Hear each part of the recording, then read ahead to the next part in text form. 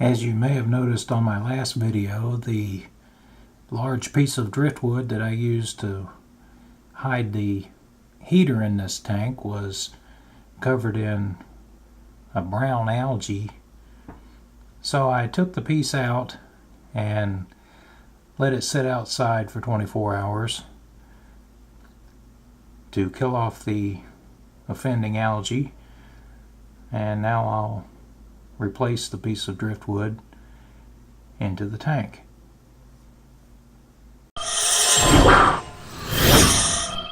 And here is the tank 24 hours later, after the potting soil is settled. Right away I see that I didn't place the small piece of driftwood very well. I'm going to have to redo that to hide the white magnetic thermometer better.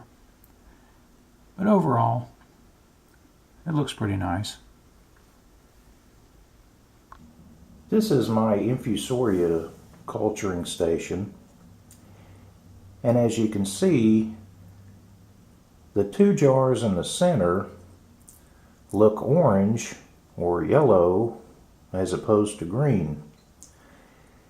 This is because this water comes from my 75-gallon tank, which is now a black water tank.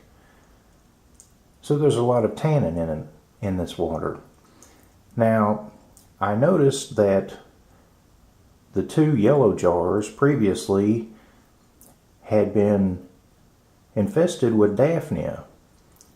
So apparently, straining Daphnia through a brine shrimp net allows some of the tiniest Daphnia to get through, and using that water to culture infusoria doesn't work.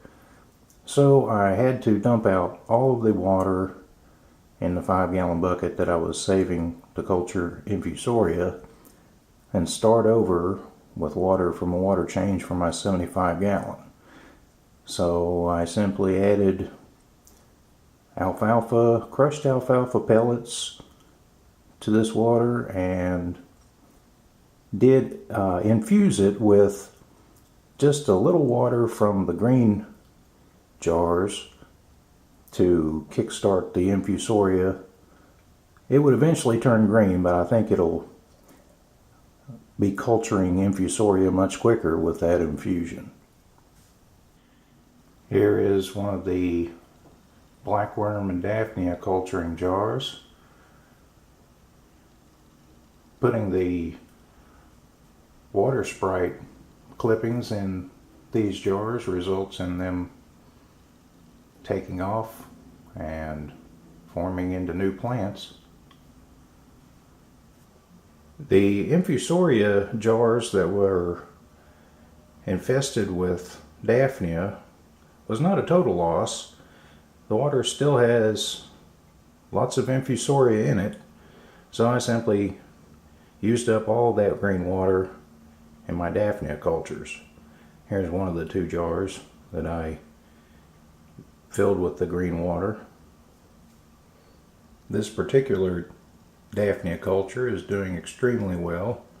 I'll probably be feeding my fish with Daphnia from this jar soon.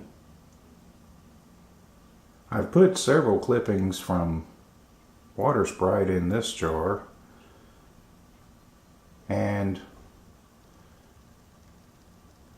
the ones around it as well, so they form new plants. I may at some point use them in an aquarium, but I want to be sure and dip them in a brine solution to rid them of snails and snail eggs before putting them in an aquarium.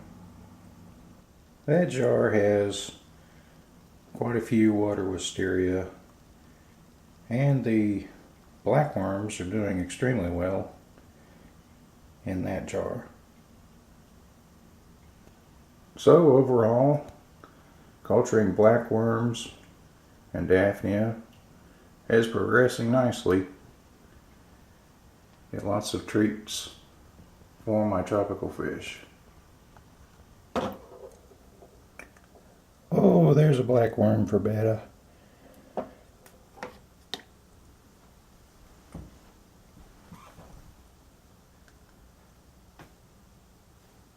I've had Betta in this tank for about a week.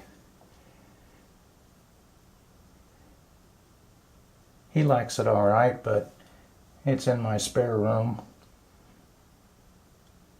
So I want to move him back to the kitchen where I'll have more interaction with him.